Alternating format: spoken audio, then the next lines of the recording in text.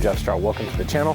Today I'm talking about the DJI Mini 3, and after having it for 60 days, my review, thoughts, and feedback in case you are thinking about buying your first drone or maybe upgrading your existing drone. If you don't know me, I do motivation and tips for creators and entrepreneurs here on the channel, so thanks for being here. So here's what we're going to go over today.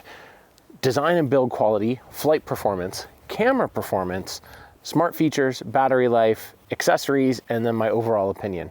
So it's going to be a little bit of a longer video than what you're used to. Hopefully you guys dig it.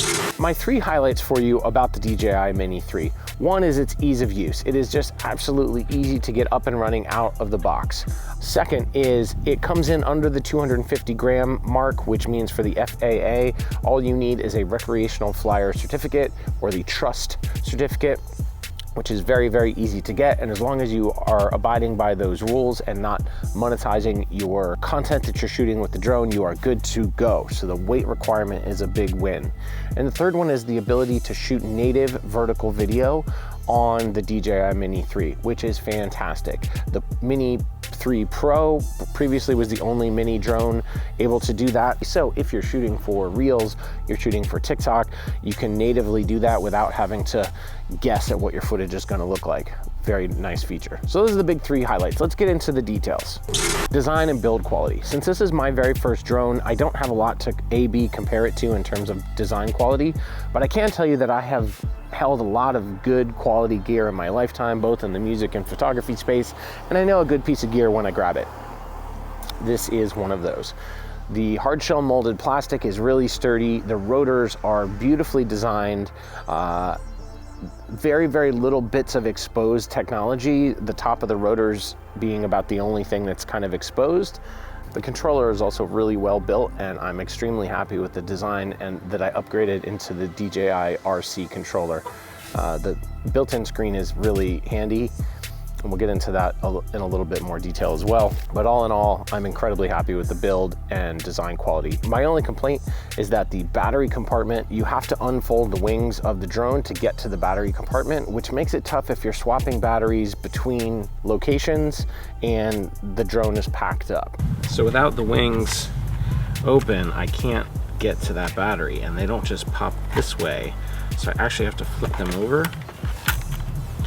and then remove the battery. I know it's a pretty small thing, but it has occurred to me quite a few times. Let's talk about flight performance.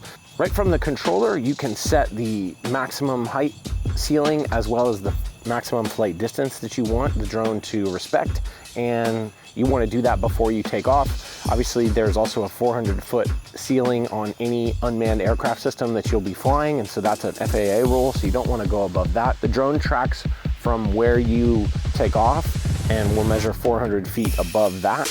And so if you are flying on sort of very hilly terrain, you do want to take that into consideration. The second piece is the actual flight itself is ridiculously easy to get nice looking maneuvers out of, especially as a newcomer to drone flying. It flies beautifully cinematic on its cine mode, which is short for cinematic. And in the sport mode, you really can pick up some good velocity and get some fun action shots. I have found that when you're flying closer to the ground is really when you notice the difference between those two things. If you're really high up there, flying in sport mode doesn't do a whole lot extra for you in terms of giving you that implication of speed through the footage, because you're too far away from anything that would register as the fact that you're going fast. So it is more taxing on the battery life to shoot in sport mode. So if you're not close to the ground, at least somewhat close to the ground, I would say keep it in cinematic mode. Lastly, according to the specs, it can be flown in 23 miles per hour winds safely, which is really impressive. All right, let's talk camera quality, shall we? So this has got an f1.7 lens, which is locked into the f1.7. You do not have the ability to change that on the DJI Mini 3. However, you do get a chance to decide your shutter speed as well as your ISO and what frame rate you're going to capture at. It shoots beautifully at 4K, 24 or 30 frames per second. And if you are looking to shoot at higher frame rates, you can do so at 1080 or at 2.7K. You can shoot up to 60 frames per second, which is fantastic. fantastic. So that gives you the ability to slow things down into half speed and still maintain good quality footage. The built-in gimbal works amazingly well to keep things smooth even when the drone is flying around and doing maneuvers. As you see here in some of this footage that I've shot, I'm moving the drone around quite a bit, but the camera is staying really nice and smooth. So the 4K footage also looks absolutely brilliant. Until now, I was always shooting video in auto mode. So most of what you're gonna see here in this video is shot in auto without any sort of filters, and as a result, the frame rate is what gets jacked up when it's bright and sunny out. And so as a result, you don't get that natural cinematic motion blur. At times the footage can feel a little bit jittery. It also looks incredibly sharp though, which in some respects is kind of a bonus. You're able to pull freeze frames out of it as stills and it looks really nice. But again, if you're trying to get that cinematic look, you are going to want to add some ND filters. I just got my first pack. I'll be doing a whole nother video about those coming up soon. The DJI Mini does not have the ability to shoot in a log color profile or a flat color profile, and so we are stuck with the sort of built-in color modeling within the DJI. However, it does look really nice. The tones seem accurate. You do have the ability to set your own white balance, so if you do that, your colors are gonna look great. Saturation levels are nice, contrast levels are decent. You aren't gonna get a ton of detail in the shadows. However, I've been pretty darn happy with it. And I mentioned this in my highlights, but it is really cool that the DJI Mini 3 does have the ability to switch the camera from horizontal or landscape mode into vertical video at the touch of a button, which is really handy. All right, let's talk about the smart features. The DJI Mini does not have obstacle avoidance sensors, so you really have to watch out when you're flying.